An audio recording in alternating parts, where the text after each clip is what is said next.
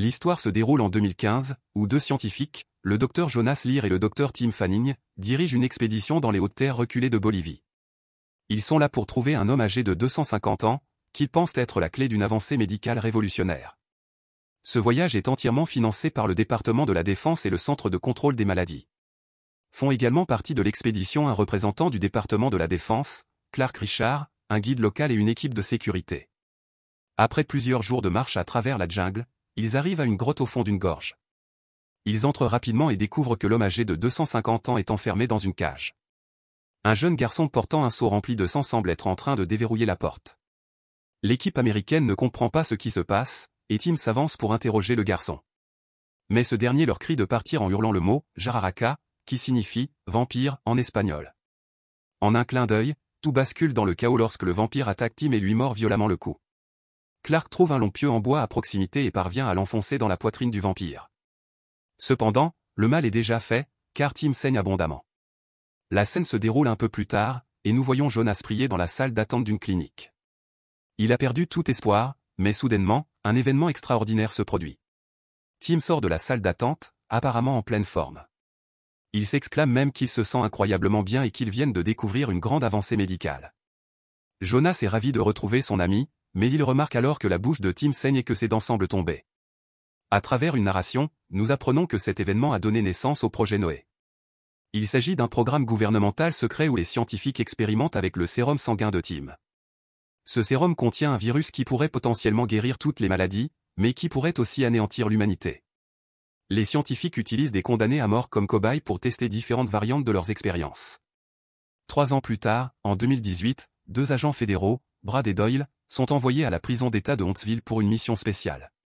Ils doivent convaincre un condamné à mort, Anthony Carter, de participer aux essais du projet Noé. Anthony a été arrêté pour le meurtre de sa petite amie, mais les agents lui promettent d'effacer sa condamnation. Anthony hésite d'abord, mais puisqu'il doit être exécuté, il accepte l'offre. À la base du projet Noé au Colorado, la scientifique en chef, le docteur-major Nicole Syke, convoque une réunion. Une épidémie de grippe aviaire chinoise a muté et s'est transformée en pandémie. Il existe une crainte qu'elle ne devienne mondiale, avec des projections indiquant qu'elle pourrait atteindre les États-Unis en l'espace de 3 mois. Le Centre de contrôle des maladies estime maintenant que leurs recherches sont le meilleur espoir de trouver un vaccin. Cependant, Jonas souligne qu'ils sont encore loin d'en avoir un. Un autre scientifique intervient et propose une idée, bien qu'elle soit légèrement non conventionnelle. Il les conduit ensuite au sous-sol, où les patients sont gardés. Il résume ensuite les essais menés jusqu'à présent, et nous apprenons que Tim est le patient 0. Il avait 52 ans lorsqu'il a été exposé au virus et a d'abord connu une brève période de guérison rapide, suivie d'un déclin vers un état presque catatonique, devenant un monstre assoiffé de sang, mais immunisé contre les maladies. Après Tim, le projet Noé a commencé à recruter des condamnés à mort pour poursuivre les expériences. Les scientifiques leur ont injecté son sérum sanguin en apportant diverses modifications. Chaque patient est resté en bonne santé plus longtemps, mais a fini par se transformer en vampire. Le patient le plus récent est Shona Babcock, qui représente le meilleur résultat obtenu jusqu'à présent. Il a fallu 28 jours avant qu'elle ne commence à décliner, et elle a conservé une apparence humaine. Grâce à toutes ces observations, Daniel comprend que ce ne sont pas seulement les ajustements du sérum sanguin qui font la différence, mais aussi l'âge des sujets. Le sérum attaque les neurones, et les personnes plus jeunes en ont davantage. Anthony Carter, leur dernier patient, a 25 ans et arrivera au complexe dès le lendemain. Cependant, ce dont ils ont réellement besoin, c'est d'un enfant, qui réagirait à la formule avec des effets secondaires minimes. La scène change et nous faisons la connaissance d'Amy Belafonte, dont la mère est décédée d'une overdose de drogue il y a quelques jours. Elle n'a aucun membre de sa famille proche ou éloigné, ce qui fait d'elle le sujet de test idéal. Au Colorado, les agents Brad et Doyle amènent le plus récent sujet d'essai, Anthony, au complexe du projet Noé. Ils sont accueillis par Clark, qui serre chaleureusement Brad dans ses bras. On apprend qu'ils sont d'anciens amis ayant servi ensemble dans les opérations spéciales. Clark remet ensuite à Brad son prochain ordre de mission, un dossier contenant les informations sur Amy Belafonte.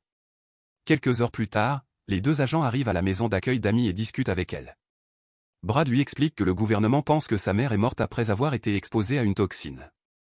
Ils sont là pour l'emmener voir un spécialiste au Colorado afin de vérifier si elle a également été exposée. Cependant, Amy sent que quelque chose de louche se trame et décide de s'enfuir.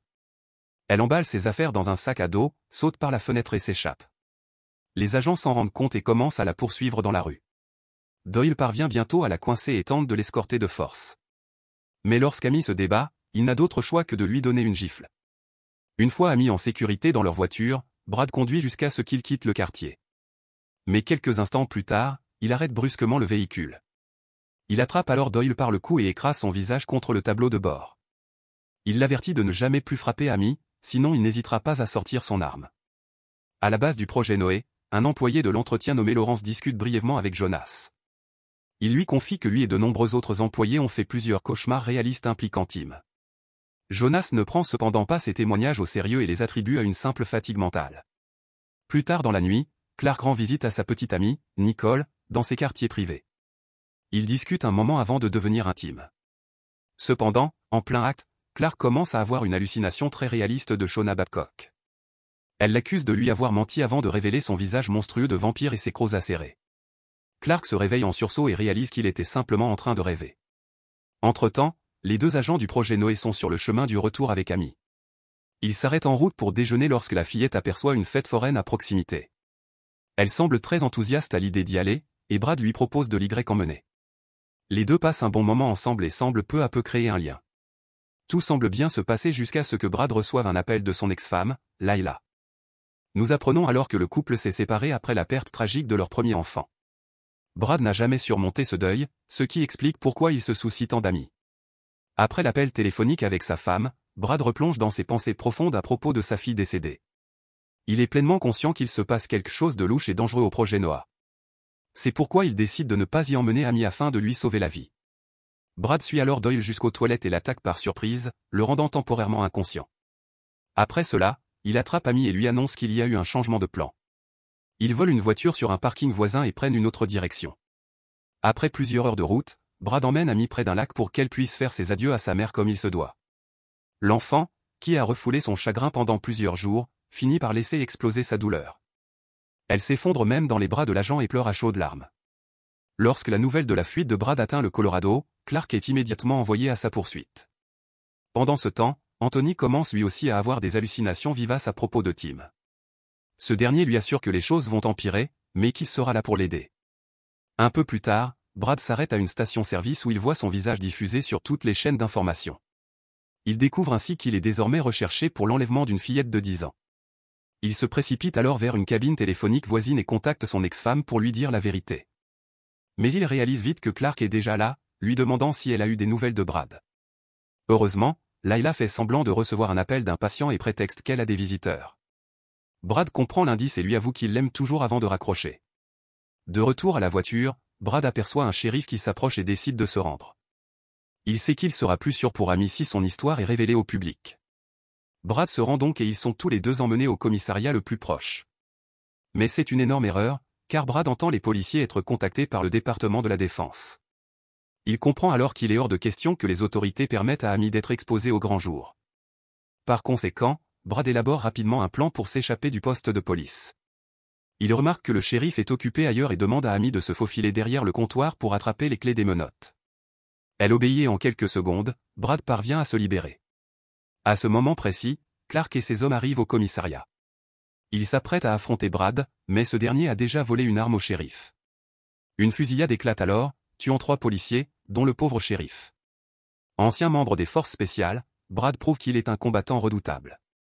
Il abat plusieurs hommes avant d'engager un combat au corps à accent grave-corps avec un autre.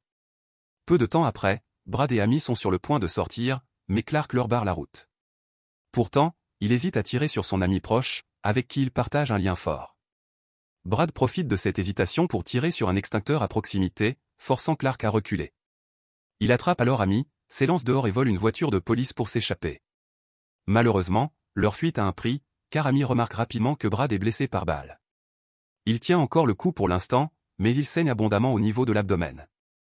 Après avoir semé leurs poursuivants, Brad abandonne la voiture de police et vole un vieux break familial délabré. Il prévoit de se rendre en Arizona, mais est contraint de s'arrêter après quelques minutes.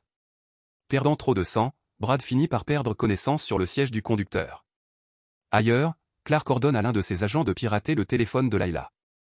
Cela s'avère crucial, car Amy utilise bientôt un téléphone volé pour l'appeler. Layla guide alors la fillette pour vérifier les signes vitaux de Brad. Une fois le saignement arrêté, Amy pince la poitrine de Brad pour le réveiller et lui tend le téléphone. Mais notre héros jette rapidement le téléphone, sachant que les agents peuvent localiser l'appel. Au Colorado, Jonas injecte à Anthony un sérum sanguin et lui insère une puce dans la nuque. Pendant ce temps, Amy et Brad atteignent une vieille maison à l'extrémité d'une forêt. L'endroit semble tout à fait normal jusqu'à ce que Brad tire délibérément sur un fil piège, déclenchant une alarme. Une femme nommée Lacey sort bientôt, un fusil d'assaut à la main. Cependant, elle baisse immédiatement son arme en reconnaissant son vieil ami. Il est révélé que Lacey était l'instructrice militaire de Brad dans la marine et qu'elle l'avait mis en garde contre ce travail au projet Noah. Néanmoins, elle accepte sa demande de les héberger pendant quelques jours. Ils ignorent totalement que Clark a déjà réussi à retrouver leurs traces. Le lendemain matin, plusieurs agents armés arrivent sur la propriété. Brad et Lacey sont en train de prendre leur petit déjeuner lorsqu'ils entendent les alarmes retentir dans toute la maison. Ils attrapent aussitôt leurs armes et ouvrent le feu sur les agents qui approchent. Mais Lacey est blessé dans l'affrontement, forçant Brad à se rendre. Il espère ainsi donner à Amy le temps de s'enfuir par la porte arrière. Cependant, Clark menace de tuer Brad, ce qui pousse la fillette à se rendre également. Le duo est alors chargé dans des véhicules blindés et emmené. En route vers le Colorado, Clark se remémore la première fois qu'il a rencontré Shauna. Il avait surpris certains de ces hommes en train d'essayer d'abuser d'elle. Clark les avait frappés et chassés avant d'essayer d'apaiser Shauna. Ils avaient ensuite discuté de leur passé et étaient rapidement devenus amis. Clark lui avait aussi promis que les tests ne lui feraient pas mal. Une fois arrivés à l'installation, Amy et Brad sont immédiatement séparés. Nicole rend ensuite visite à la fillette et lui explique qu'elle pourrait être le dernier espoir pour des millions de personnes. Amy finit par accepter, mais elle pose une condition, Brad doit rester à ses côtés en permanence. Peu après, Clark amène Brad, qui reçoit un briefing sur ce qui se passe dans le laboratoire. Nicole lui expose ensuite la menace sérieuse que représente la grippe aviaire et explique qu'elle pourrait tuer jusqu'à 3 millions de personnes innocentes. En entendant cela, Brad accepte finalement de coopérer, à condition qu'Amy puisse choisir d'accepter ou de refuser les procédures médicales.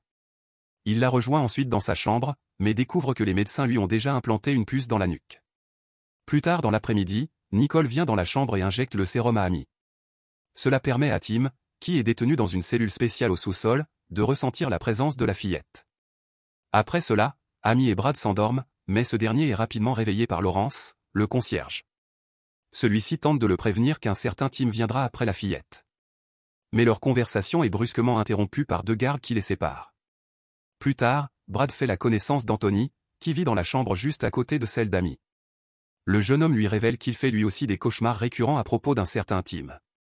Cela éveille enfin la curiosité de Brad, qui décide d'enquêter sur cette mystérieuse personne.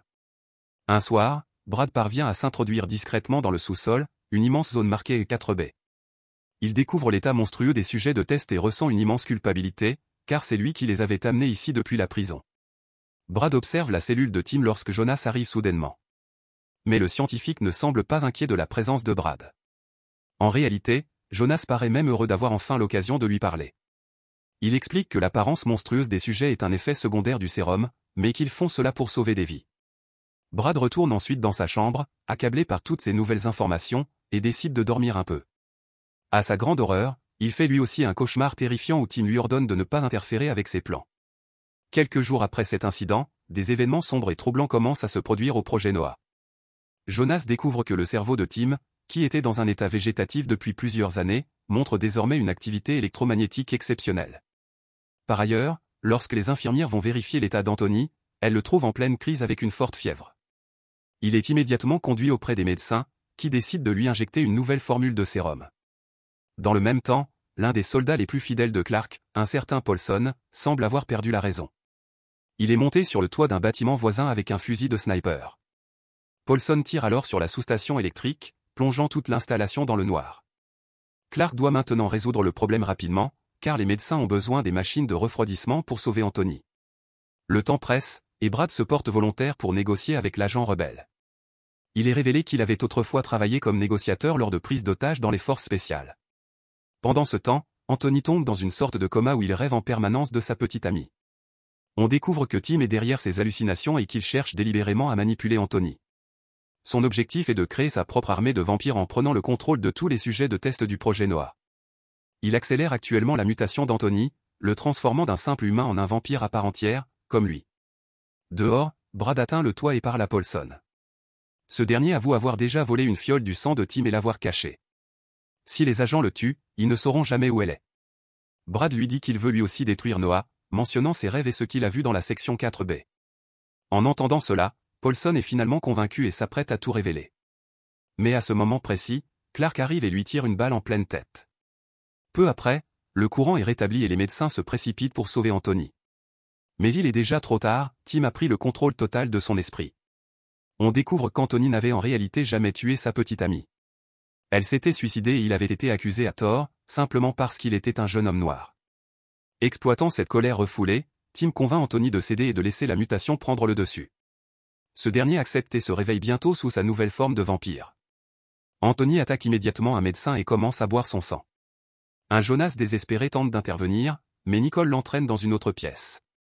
L'épisode se termine alors qu'elle découvre du sang infecté sur le visage de Jonas.